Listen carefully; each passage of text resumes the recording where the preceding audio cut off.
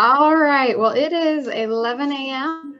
So good morning, everyone. My name is Kylie Gerlach. I serve as the Director of Operations at CEL, which stands for the Center of Excellence and Leadership of Learning, which is a mouthful, so we call ourselves CEL. But I will be your host today, so you can engage in the chat in Whova. And I'm happy to answer questions, not necessarily about the content, but about the conference itself. We will leave the content to our experts who are with us here today. We have two speakers who are joining us from Greenfield Central. We have Tammi Broadus and Jennifer Haston. I'm going to get this right. Maciejewski. Did I get it? It's Haston Maciejewski. Oh, so close. Okay. Well, I will turn it over to them, and we will be with them for about the next 50 minutes to an hour. So we look forward to hearing from both of you today. Thank you. Thank you. Thanks, Kylie. Hi, friends. So, yeah, take it over, Jennifer. Oh, no, I'm just saying hi. It's all you. Oh, no. Well, good morning, everybody. That's all I was going to say. We are going to be talking about mindfulness in schools today. We're going to be talking about how to regulate behavior and calm the storms that might come in to your classrooms and your buildings on a daily basis. So the way our presentation is set up, we're going to talk about prevention strategies, things that you can do to prevent the fire. And then at the second half of the presentation, we're going to talk about what to do when that fire has been lit and it's burning. So we're going to start off with something that Jennifer does with our staff and students. And I just want to give you a little snippet of what that entails. So Jennifer. Hey, friends. Like she said, my name is Jennifer. And we kind of just started this, but we start our day with a mindful minute. And it's really, we're not meditating. We're not transporting our souls to another plane of existence.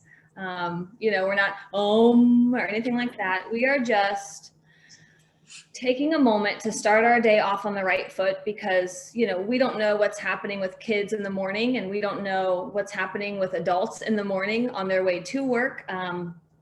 Our town is infiltrated with construction right now. So I know that I get places where I'm going and I get there a little bit more grumpy than what I would have had there not been a traffic jam at a three-way random stop sign. So let's just take a minute to make sure that we're all in the right space. I don't know where you came from before this or where you're headed after, but let's all and if your screen is open and you want to shut it off, feel free. If you're sitting in a comfy chair and you just man, I just want to get on the ground right now, feel free to lay down. But right now, let's all just close our eyes. We're going to sit tall, and maybe our hands are just relaxed on our lap. You don't have to do any crazy hand movements or anything. You can just keep them clasped if you want to. But let's just take a moment to settle in and make sure that we're all present in this space together before we move forward.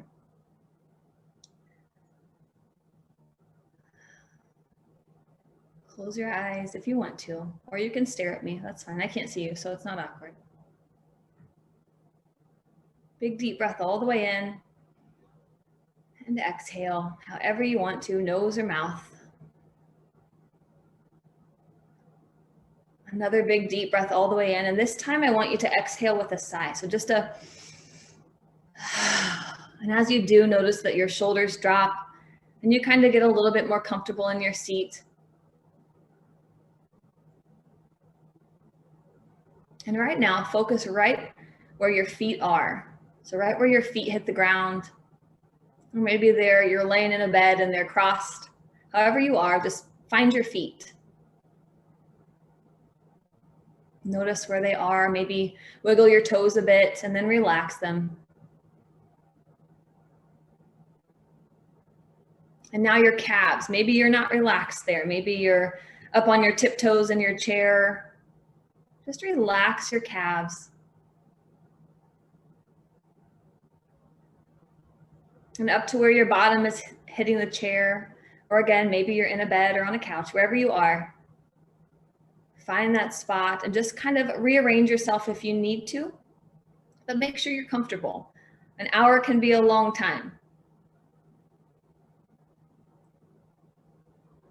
Up our spine, find our shoulders maybe Shrug them up and down. Maybe you kind of just want to squeeze your muscles a little bit.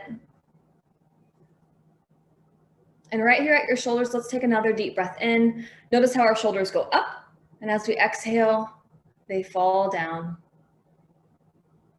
Give your fingers a little wiggle and just let them lie.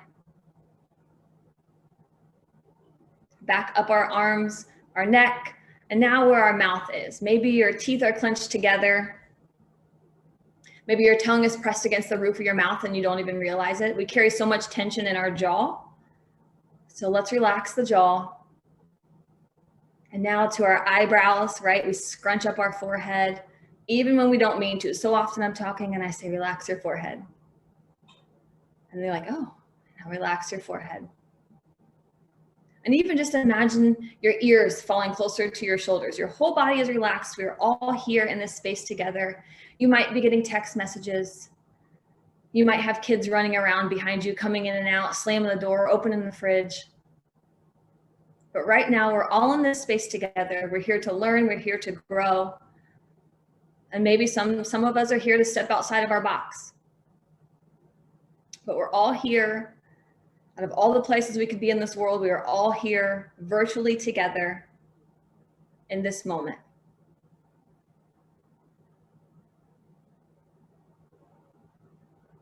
So take another big deep breath all the way in. Exhale, and when you're ready, just gently open your eyes if they're closed.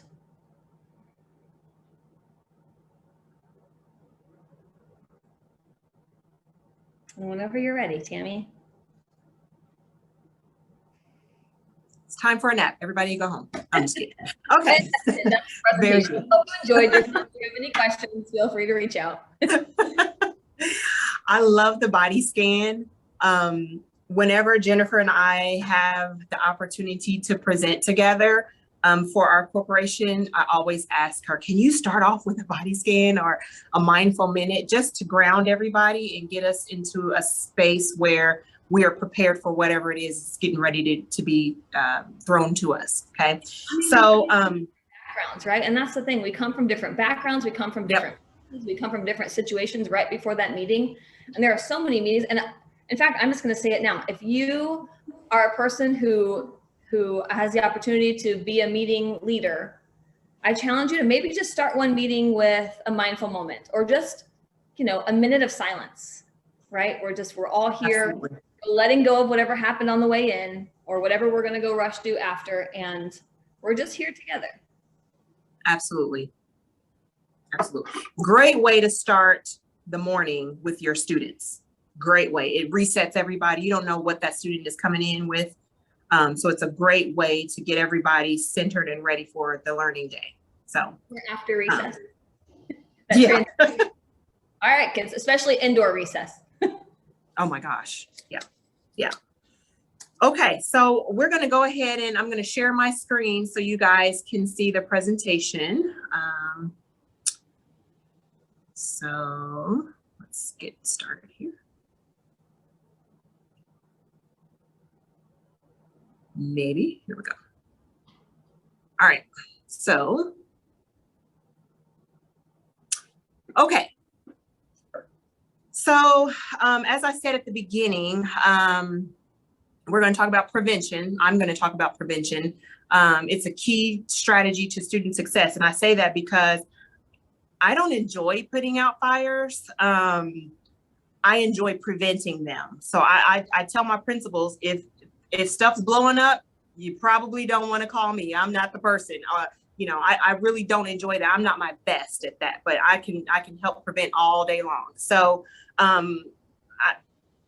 let me introduce myself. I am a school social worker. I work at an alternative education setting.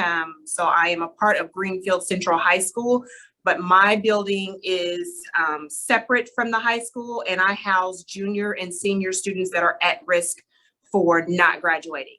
And so a lot of my kids are coming in with all kinds of trauma, all kinds of situations that don't always warrant the best emotions and feelings and thoughts. And so we try to really provide an environment for students to be able to come in and feel safe, If you're familiar with Maslow's hierarchy of needs, you know safety is the first and foremost, most important status for people. So we want to make sure that our students feel safe and accepted. So that's what we focus on here at the Academy of Greenfield Central.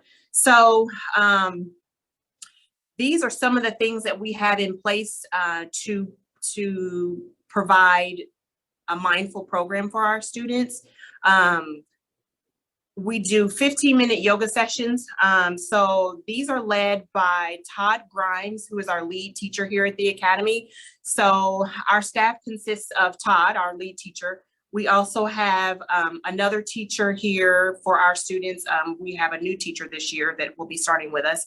Myself, the social worker, and then our secretary. So we have students here between 8:30 and 11:30. So they're here for the first 3-hour block. And then the second 3-hour block is from 12:25 to 3:25. So they're only with us for 3 hours. So we try to break up that time and give them breaks so that they're not working constantly online for 3 hours. So the 15-minute yoga sessions are really, really good. They're really helpful for resetting the mind and the body. After students have been working for about 45 to 50 minutes, we usually break it up with a yoga session.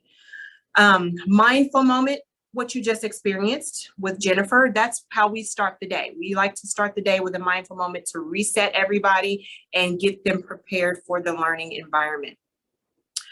We also like to have a little fun. Between 8:30 and 11:30. So we do, So they're only with us for 3 hours. question of the day Wednesday. Constantly online for 3 hours. So I don't know why I'm getting feedback. After students have been working for Somebody's about not 45 muted. to 50 minutes. I can't. Mindful moment, what you just experienced with Jennifer, that's how we start and get them prepared for the learning environment.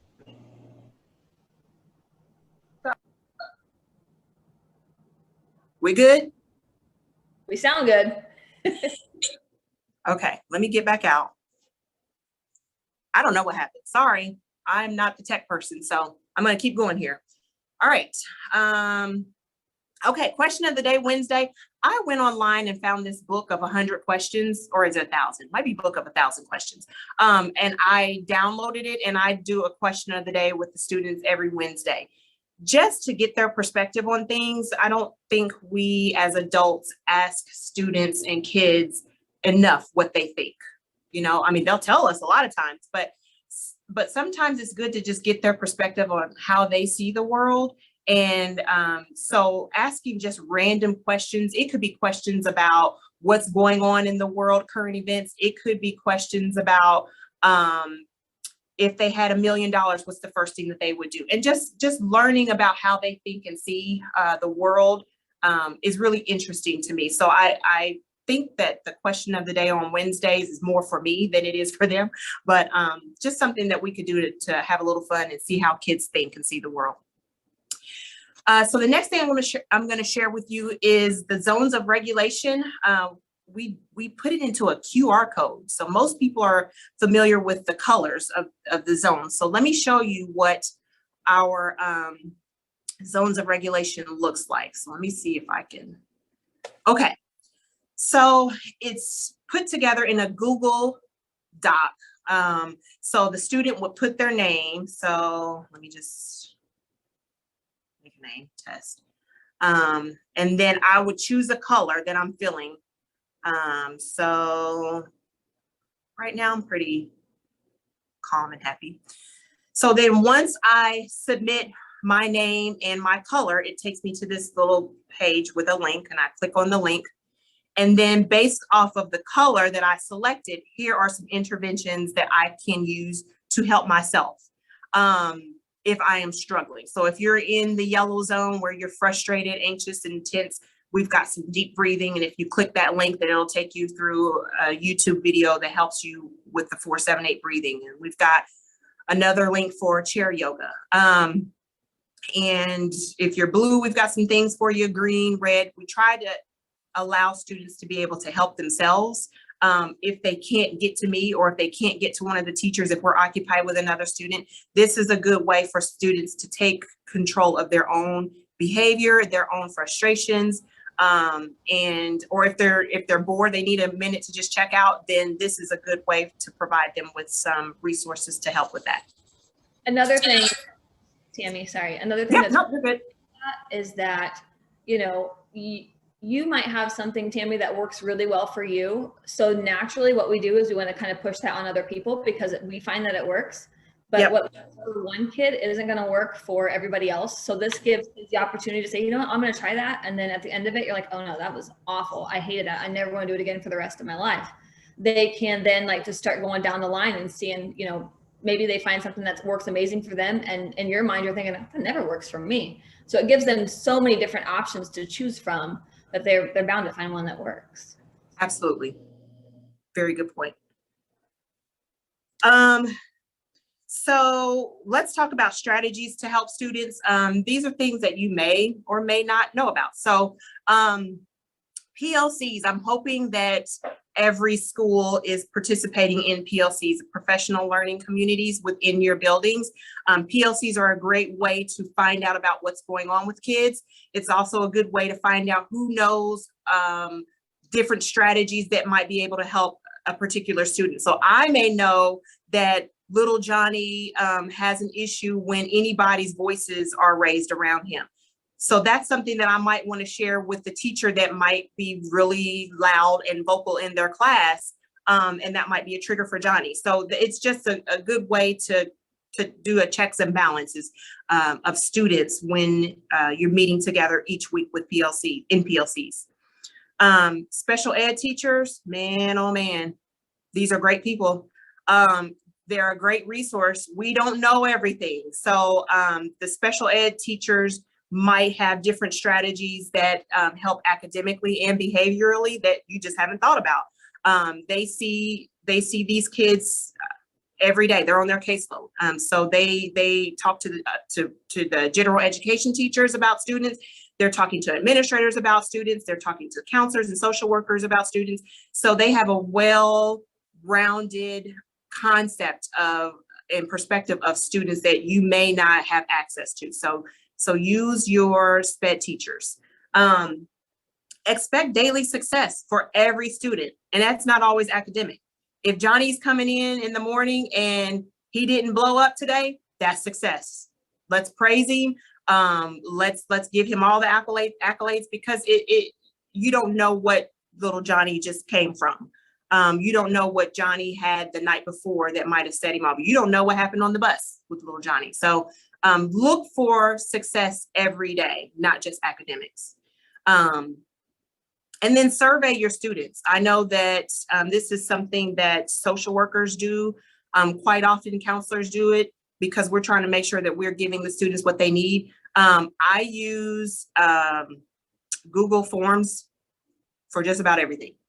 So I do my bully surveys. You know, we have to do bully presentations. It's a mandate that we have to do. So I, as a part of that instruction about bullies, I do surveys and I just ask students questions. And then that gives me an opportunity to have a conversation with kids. Treatment preferences, I do surveys with kids to ask them, the kids that are on my regular caseload, I ask them, am I meeting your needs? Is this working for you? Is there something else that I need to try? What do you think other students might need? What might be helpful in the future? So this is an example of my treatment preference survey.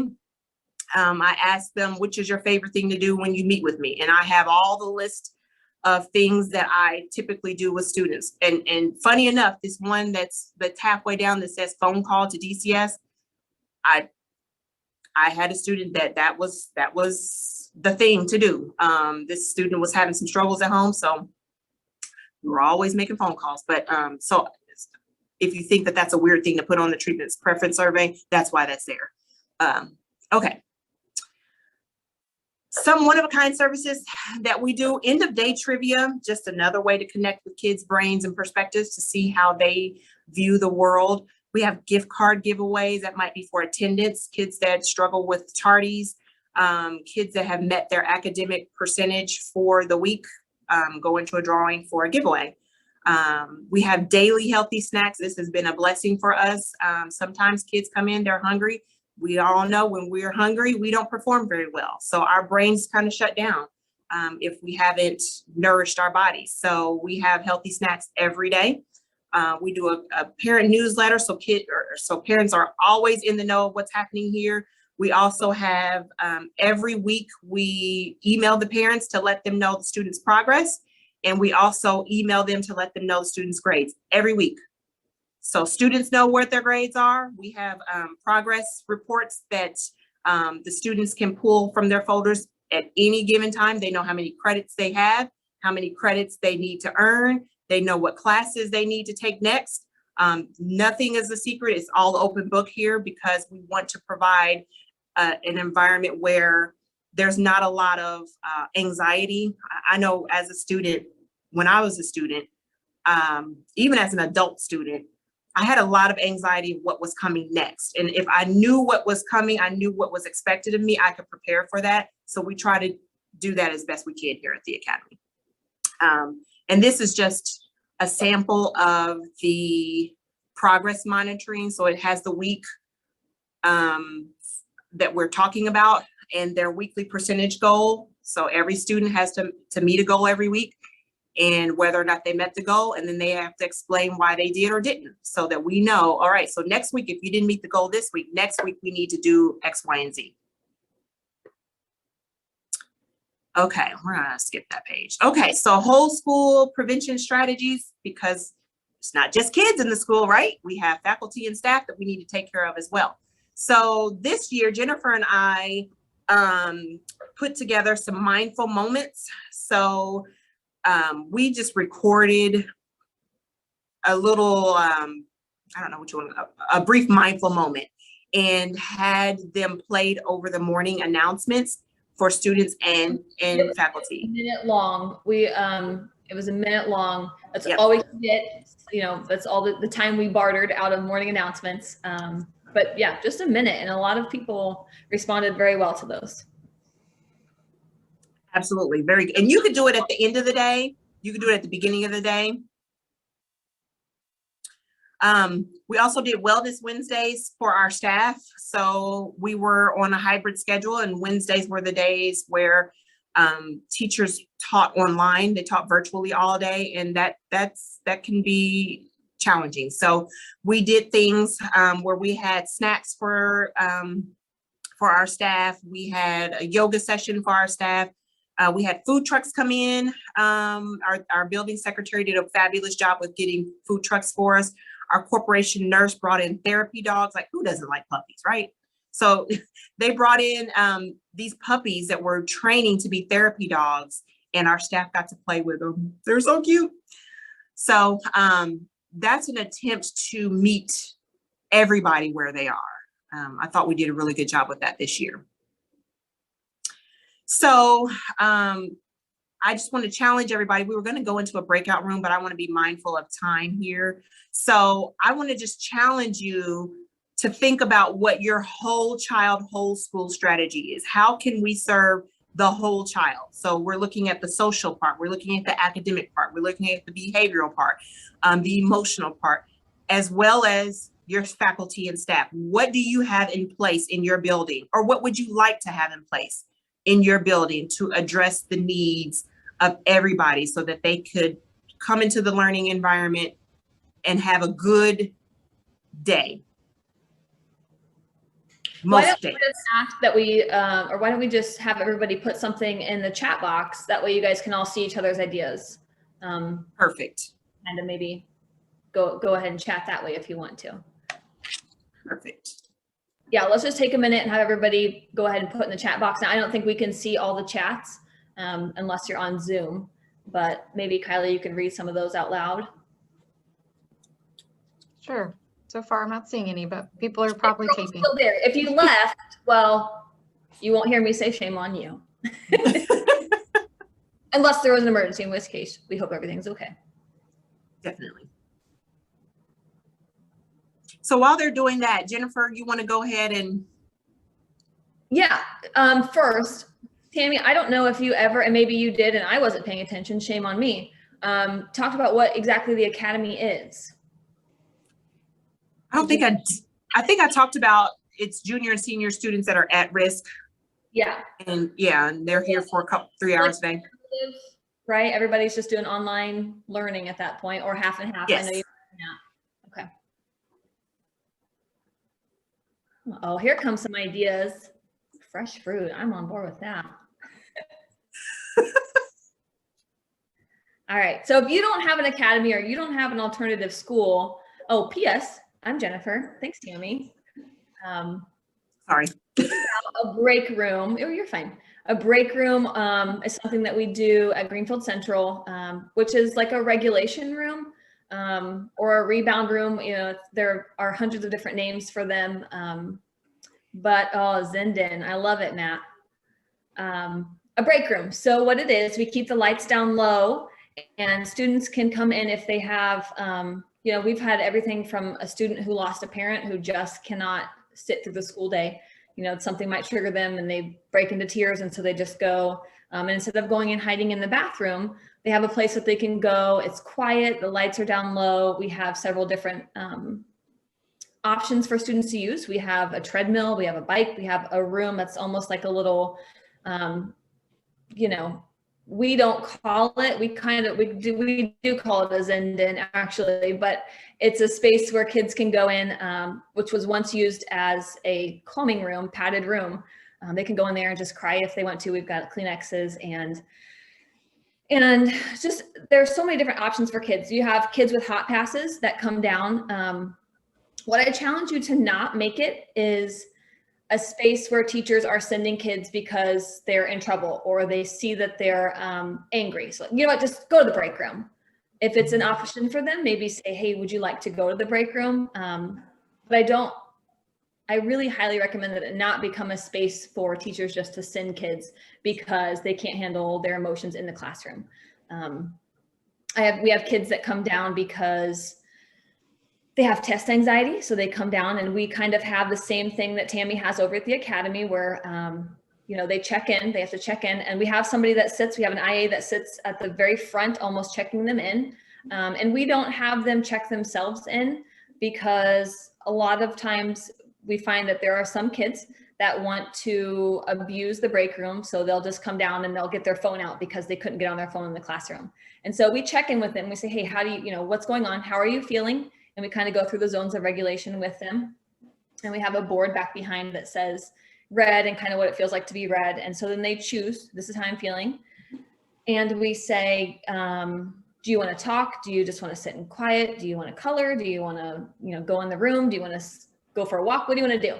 And more often than not, they just want to chat or they just want to sit in silence. And sometimes we say, how long do you think you need? And we try to keep it to 15 minutes because we don't want them missing out on education at the same time. So we give them about 15 minutes to regulate and then we walk them back to class or they walk themselves back to class. But it's just a space for people to, you know, we're adults and we need break rooms. It's a space for kids to use the break room. But we also have teachers that have been sneaking in to use the break room too, which is really cool. Like, hey, can I just have them, like your room is so a minute in here? Yeah, sure, pop a squat.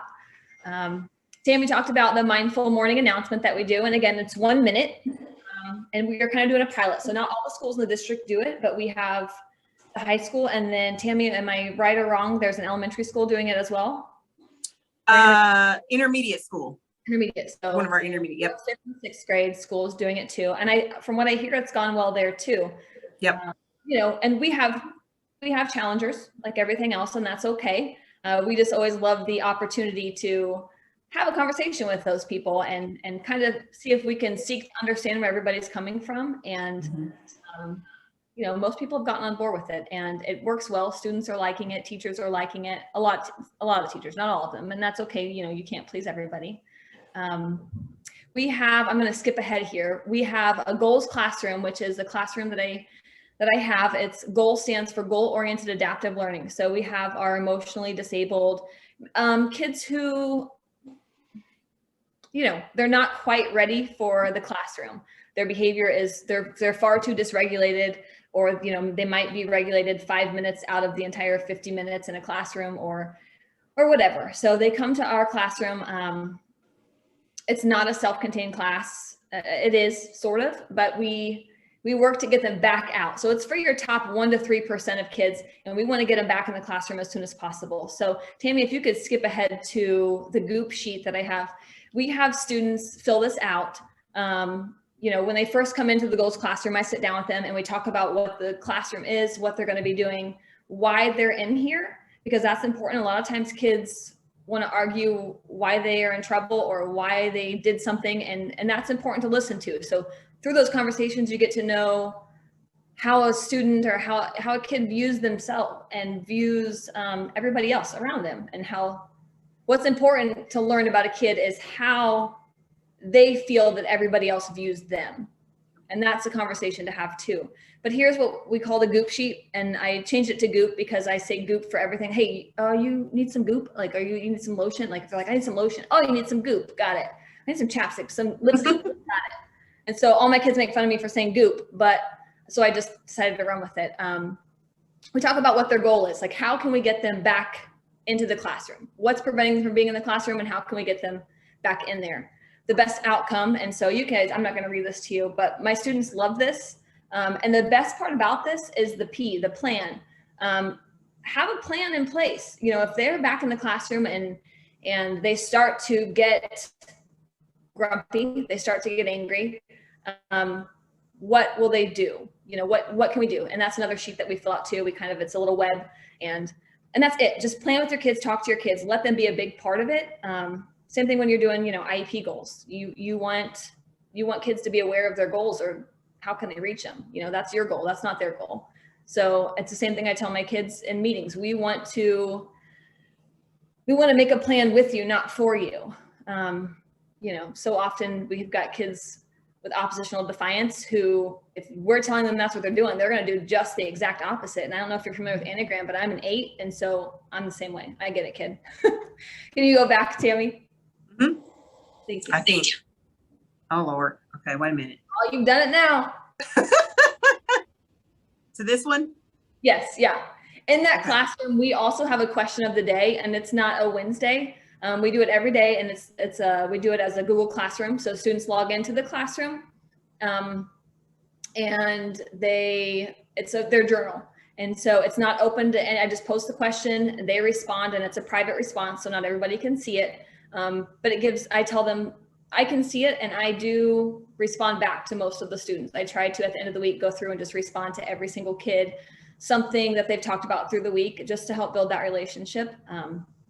I can't tell you, obviously you guys know how important relationships are with kids, especially with behaviors. But Tammy, you mentioned SPED teamwork PLCs, and you said, use your SPED teachers because we don't know everything. And I thought to myself in that moment, I was going to interrupt you again, but I didn't want to throw you off because you were really you were on it.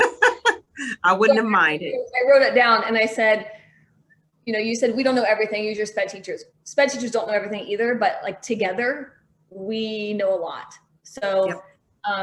If you're a math teacher or you're a science teacher and your schools are doing PLCs, but you're not quite using the SPED teachers, or you're a SPED group PLC and you meet as your own PLC, that's great. But I'm going to throw a recommendation out there that you go meet with that math group and you go meet with that science if you're in high school or junior high. And even down low, maybe at the elementary level, invite those SPED teachers to your 3rd grade group, you know, and ask them. Maybe have a day where all you talk about is the behavior or kids. And if you're doing this, amazing. I love it.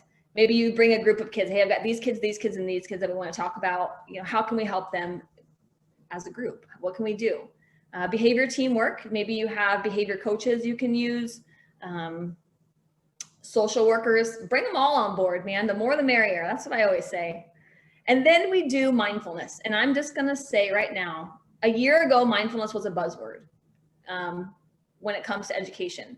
And now it's a word that I feel like, if you're in the know, people are tiptoeing about, tiptoeing around, they don't want to talk about it. They want to rebrand to emotional intelligence, which is awesome. I love that too. In fact, I'm thinking about it myself because a lot of people are hearing mindfulness right now and like, ooh, I don't know.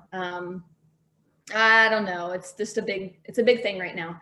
But if you are teaching mindfulness in your building, and you are teaching mindfulness to kids, and you are adopting curriculums to use in your buildings and you're not working with the teachers first, I don't know how it's going to work. And I say that as somebody who is a trained yoga and mindfulness instructor. I say that as a special ed teacher. I say that as a K through licensed to teach, K through 6. The idea that we're asking teachers to teach something that they don't know or do themselves is really hard. A math teacher knows math, an English teacher knows English, a science teacher knows science. A first grade teacher knows how to read. I mean, we have to be mindful ourselves as teachers before we can ask kids. And if you're a mindful teacher, you might not even have to teach mindfulness because kids learn best through modeling. And if you are getting ready to blow up because the TV or technology is not working for the 7th time this week, and you are like, forget it, fine, we just won't use technology, I guess, because nobody can get down here to fix my computer. I've only sent 17 emails, If you just take a breath and you're like, you know what, guys, I am just really grumpy right now because technology is not working. My Promethean board, is that still a thing? I did first grade a while ago. Promethean board still a thing? I don't know. It's not working again. So we're just gonna kind of take a breath and we're gonna try something different. They're gonna see that and they're gonna be like, oh, I can do that too. Or if you are a mindful teacher and you are working with a kid in the class who's getting ready to blow up and you say, you know what, I see, right? Because you're a mindful teacher. I see that you are getting really upset right now. Do you want to talk about it? Do you want to go for a walk? And if we can catch it before it gets to that blow up phase and we can teach the kid to recognize how they're feeling before they blow up, then we can kind of start that regulation process.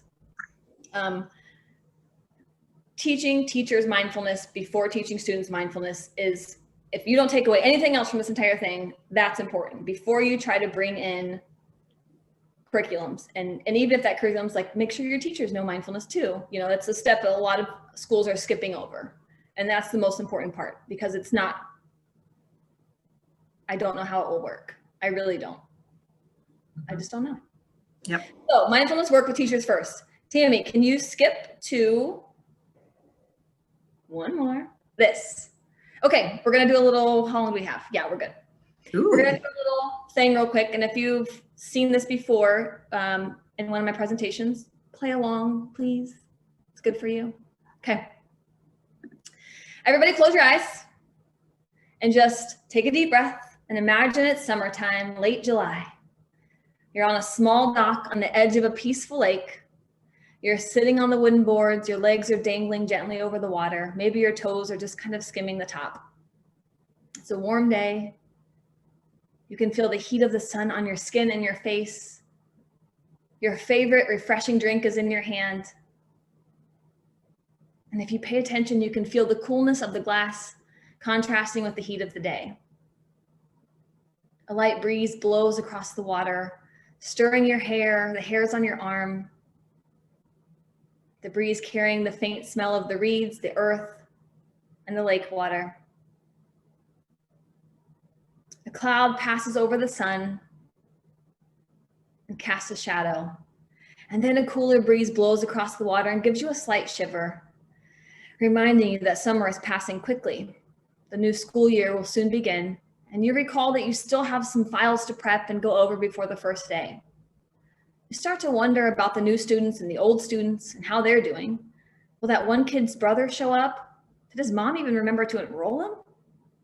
Did that kid move away like he kept telling me he was going to do?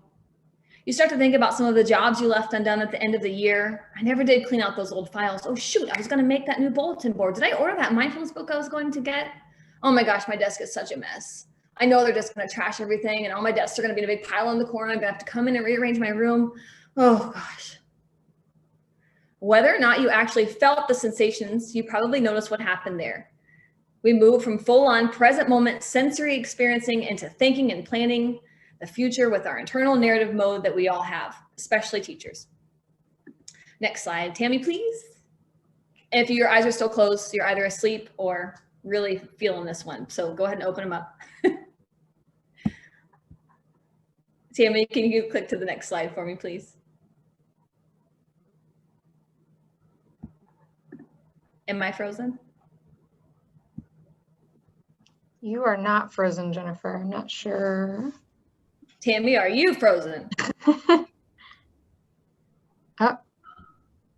Let me pull up the presentation. Just give me 1 second. Well, I'm just going to keep talking. So Yep, for sure. Awesome. There are Okay. two. Oh, we're back, Tammy. Yeah, was it frozen just on my end? Yeah. We think you're Okay. great.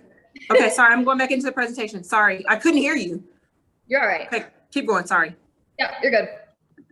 So we have the two main modes of mind, your sensing and your thinking. And these can be observed in action using brain scans. I'm not a neuroscience or a brain scanner person, so whatever. It exists. Google it if you want to. I'm not going that deep into it, but we all have the capacity to experience our senses and to move from our thoughts, and then flip from the other back and forth, the sensual and perceptual, the sensing and perceptual, and the thinking and conceptual. And we usually don't even notice when we're flipping back and forth between the two. But most of us spend a lot of time in our thoughts and our inner storytelling and list making, and we don't experience that present moment directly through our senses very often. A key component of training in mindful awareness is learning how to bring the attention out of the thinking mode and into our bodies and sense. So into that sensing mode. And we train for this not to stop our thinking or to permanently be stuck in our bodies either, but in order to have that choice of where we put our attention. So to be able to take that full range of sensory and cognitive experiences, and depending on what is most appropriate for whatever occasion that you're in. Because when we're stuck in that or overwhelmed by that thinking mode, we really, with mindfulness, can learn to drop our attention down into the body, even for just a moment if we need to, when we want to focus on the future, or for planning, or for an IEP, or for, the new school year, right? We can then come back into that thinking conceptual and choose that with our full consciousness in whatever moment that we're in. So whenever we're having a difficult day, or feeling stressed by an interaction with a parent or colleague, or a negative interaction with a student that's acting out, and we're feeling under pressure, we might be vaguely aware of that discomfort that we're feeling, or that we're not really in the best state of mind to walk into the classroom in that moment or to deal with that student. So sometimes I tell teachers, take a step back and ask somebody to come into your room and say, I just need to call your principal. I need to go for a walk right now because I'm going to lose it. To be aware of that and to know that you might not be in the best state of mind. Like I saw somebody say that they wanted a Zen den, and I know some schools that are doing that for their teachers. So their teachers can take a break and there's somebody down there, so the teacher can come down and that person will go sit in their classroom for 5 minutes while the teacher just sits and stares out a window or takes a sip of coffee or something, just to be able to come back, because teachers are feeling it too. And if our teachers are not regulated, how can we ask teachers to regulate those students? So there are times, can anybody still hear me? Because it looks like Tammy's frozen again and I really don't want to keep talking if nobody can hear me. We can hear you. Awesome. I don't think there are any more slides to go through. Tammy, I hope that everything's all right on your end. The only other slide that I had, there we go, is how do we help teachers without making them feel singled out but supported? As a behavior coach, I am asked to go into classrooms, and typically I'm asked to go in there to see what's going on with a student in the classroom. But when I go into classrooms, I am looking oftentimes more at what's happening on the teacher's end than the student's end, because, I don't mind having those tough conversations with teachers and saying, hey, you got mad at that kid because they were talking to somebody in the back corner. But what you didn't see, because you were, trying to figure out your slideshow, or you were working with passing out all the papers. And I know that we can't see everything as teachers, but what you didn't see was that that kid had their hand raised 3 or 4 or 5 times. And you kept going, 1 second. And then you got caught up in what you were doing and forgot to go back to that kid. So he went and asked the kid beside him, and then you told him to stop talking. And that's part of it. That's part of being that mindful teacher. It's not just about teaching how to take a breath. It's about being mindful of what's happening in your classroom and mindful of yourself, and how sometimes as teachers, we can be the problem. And that's hard to hear. I do it too. I had a kid trash my classroom, flip a table, took a rocking chair and threw it against the wall because, he was upset and he wasn't getting the attention that he wanted. And at the end of the day, I was just like, oh my gosh, what am I doing? And I'm a reflector. I sat back and I thought, what happened at the very beginning of all this? And I had to tell it was my fault, because that kid wanted to tell me something and I had put something off to the last minute. And so I was working on it and I kept pushing him. Yeah, just a minute. Oh my gosh, you have told me the story 4 times. Can I just 1 second, please? And I said that. I didn't yell. I just said, you have already told me the story. I just need 1 minute, please. And I never went back. And all I had to do was listen to that story for 30 seconds. And because I didn't give him that attention in that moment, he thought, well, I'm going to get her attention. And he smashed my room and broke a chair. And it was a day that I will never forget, truly. And if a kid wants to tell me a story, I stop and listen, even if I'm working on something else. So that's something to remember, that a lot of times, we need to see how we're contributing to the behavior in our classroom. And it's a tough conversation to have if you're a principal, or you're a behavior coach, or, you're a teacher who's doing peer observations with somebody else. We don't want to be the person to say, oh, it could be you, buddy. The question that we need to ask, what are we doing as teachers in the classroom that's either making or breaking our classroom management? It's a tough question. So that's why I started consulting, and I go in and we talk about it, and we say, I don't mind, because I don't mind having that conversation. I'm a challenger, so I don't mind. I don't mind saying, okay, well, let's secretly record you and go back and watch it. That's something that's big. We do that as teachers going through school during student teaching, maybe, but how often do our 10-year veterans go back and watch themselves, and see the things that because we can't see it all. How often do we go back and watch those things and watch ourselves and say, oh my gosh, that kid tried to get my attention 5 times. And, then they got up and walked out the classroom door, or they got up and they were trying to annoy other kids because they weren't engaged. Tough questions, but questions are necessary. They're necessary. Yeah. Right?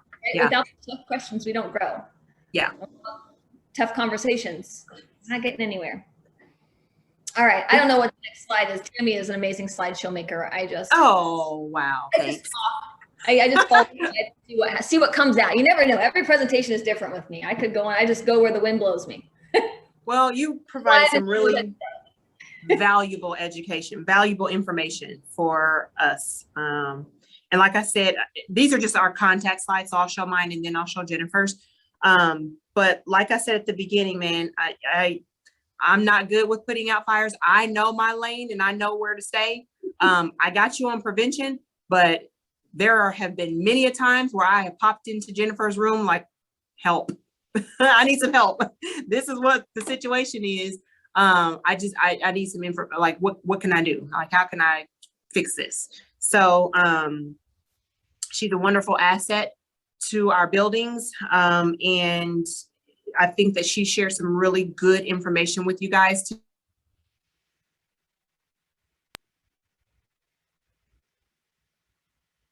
Tammi, it looks like you better be calling Frontier, whoever your internet provider is. I don't know if I'm even a presenter. Can somebody just move to the next slide, if anybody can? Yeah, let me see if I can stop her screen and get it pulled up. Just give me a moment, please. I'm going to sneak on this Zoom chat so I can read some of these. I just want to open it up for questions too. So while I think the only other slide is my contact. If you want it, you can, I think, look through. I think these are all shared and posted. So I see people I know on here. So just shoot me an email or text. That works too. Tammi, come back. Yeah, as we're working to get the PowerPoint up, if you want to go ahead and put any questions into the Zoom chat. I know Jennifer can see the Zoom chat, and then I'm monitoring the Whova chat, so we'll make sure she's aware of those questions as well. So we do have one question, Jennifer. It is, are the Goop Sheets able to be used within the classroom, or can they only be used in a break room situation? I use those in the classroom. I don't use those in the break room. Those more of a 4-week kind of thing we work on with kids. And as they meet each goal, we say maybe we need to do another one. Maybe we need 2 or 3 goals to get us ready to be back in the classroom, because there are kids who take obviously longer than others. There are some kids that just being removed from the classroom and put into the goal classroom, that enough being separated from their peers is like, oh, whoa, I want to be back in the classroom. So they can use, those are how we weed out the ones, you know, the choice or not. So some kids can turn it back on real quick if they have to.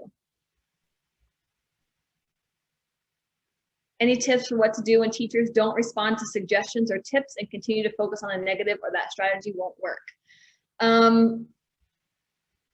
There have been some teachers that I've worked with that are adamant that it's not them, it's the kid, and that the solution is just to take the kid out of the classroom.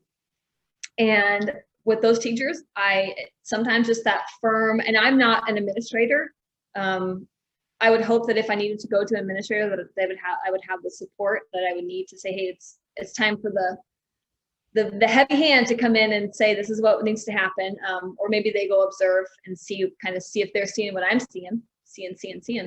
But I tend to just reframe what I'm saying in a different way over and over sometimes. And typically, and you will come up against people, you know, if I come up against a brick wall, I'm not a person who will keep hitting the brick wall, right? Because if I don't hit it the first or second time, I'm probably not going to get third or fourth. I will climb over, I'll go around, I will go back, build a ladder, come back to the brick wall, I will dig a hole under it, I'll do whatever I need to do to get it to the other side of that wall. And I don't run out of energy. I tell everybody I am stubborn and I am more patient than they can ever imagine themselves to be. So I will out-stubborn any stubborn person. I just reframe and come back. And if none of those things work, ask them to record themselves, or you record them. You come in and record them. And I know it's not the same as, you know, because we all change sometimes. You don't necessarily put on a whole horse and pony show, but we do tend to be more patient when there's somebody else in the room. But just tell them to record themselves. Maybe you're not coming in to record them. Maybe the behavior coach isn't coming in, but maybe they just record themselves on a regular day and go back and watch it, and they can see things that they didn't necessarily see.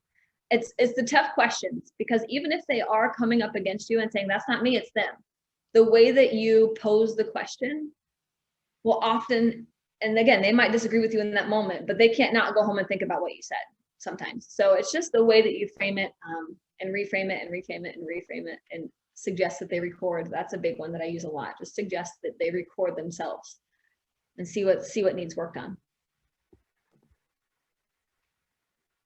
I do not see any other questions. Yeah. Oh, the would you rather question. I love that, Jennifer. Yes, Danielle. So I hope none of my teachers, if you're in here, well, pretend you don't know what I'm about to say. I call something positional opportunities. The question is, if you aren't on Zoom, is do you work on relationship building with teachers before suggestions to get the buy-in? I don't like to call it buy-in because it sounds like I'm selling something. And I don't want to convince people that they should buy into what I'm saying. Because they're good points, you know, and I don't feel like I should have to sell good points. But I'm thinking about writing a whole article on what I call positional opportunities. And it is where I put myself in places that I have to talk to teachers who I know that I need to work with. And you can call it if you want to. And I'm not being disingenuous. I'm not being fake. Because I do truly love building relationships with people, but I will look and see when that person is on prep, and then I will go down to the break room or the mail room, and I will just linger and hope that teacher walks in, and then I'll be like, oh, I'm heading that way too, as they're leaving, and I'll walk out and we'll just start having conversations. Because I don't sometimes just walk into classrooms, or the principal doesn't say, hey, we got a lot going on with this teacher, let's go talk to them. But I go through referrals, and I go through, I talk to kids. Kids tell me, hey, this teacher's this, or other teachers I'll walk by and I'll hear a teacher blowing up at a student, which, again, we all have those days. I have those days too, like I said, that I will never forget. But putting yourself in opportunities to have conversations with teachers and building a relationship, because I'm in one classroom and I don't see teachers. I've had teachers that say, hey, I heard you did wonders with this kid in this classroom. Can you come into my room? I'm like, sure, no problem, and go in there. But you just have to give yourself the opportunity to meet the teachers that you need to work with, because I'm not going to get to see every teacher in the building, and I'm not going to get to know every teacher in the building unless I make it a point to. I send cards. I send birthday cards. Hey, it's your birthday. I get a birthday list, and I send emails, or I'll send I try to write a handwritten card to a teacher that I know is struggling, or just to anybody like the tech person. If it's been a particularly stressful week, I'll send them a handwritten card. You have to put yourself out there. And I always say people don't always like me, but especially when they first meet me and I come into their classroom, it's the whole thing I said with making teachers feel supported but not singled out. You don't always like me, but at the end of the day, you love me. So that's why. And I will just bug you into liking me. That's it. You just got to keep coming at them and coming at them. And if you don't like me, I'm okay with that, as long as we're still working together to do what's best for kids. And you have to be okay with not everybody liking you, because they won't, and that's okay. Jennifer, I think we have time for one more question. And the question is, what have you observed as a best practice behavior management plan? Oh, relationships. Does that count? Because a kid's going to want to do for somebody that cares for them. I don't believe in clip downs. I have 3 rules in my goals classroom, and one is work hard, one is be respectful, and one is don't be a jerk. And at the beginning of the school year, we talk about what each one of those means as a group. We sit down and we say, what does it mean? Like, what is and I have high schoolers, so I can say, don't be a jerk. What does that mean? Be respectful. What does that mean? And we talk about what it means to be respectful. And we talk about not just respectful to each other, but respectful to the school. Maybe that's following the school rules. Maybe that's being respectful to each other. Maybe that's being respectful to ourselves. What does that look like? And what does work hard look like? And if you can do those 3 things, and you can say, hey, are you working hard? Are you being a jerk right now? Are you being respectful to so-and-so over here? And you tend to get, I'm going to say it, you tend to get the buy-in with students more when you have those conversations and you don't have a big plastered list of rules. And again, kids care about, hey, Tammy, welcome back.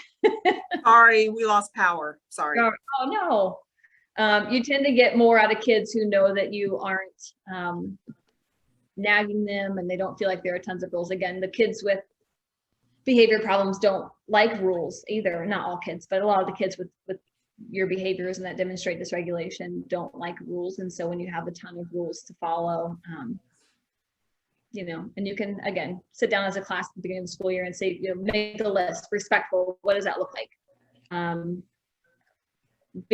Working hard, what does that look like? And so you can have that poster or that chart up on the wall, and you can always refer back to it and say, hey, at the beginning of the year, we talked about what being respectful looks like. And it looks to me like you're not being respectful right now. What do you think?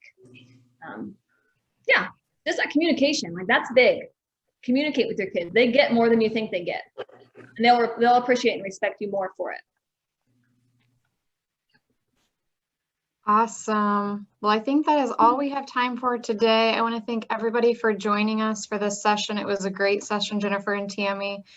For those of you, I did place the PowerPoint presentation in the chat feature. It will also be uploaded into Whova. It might already be there as we speak, but so definitely check that out. That had their contact information if you want to reach out to them.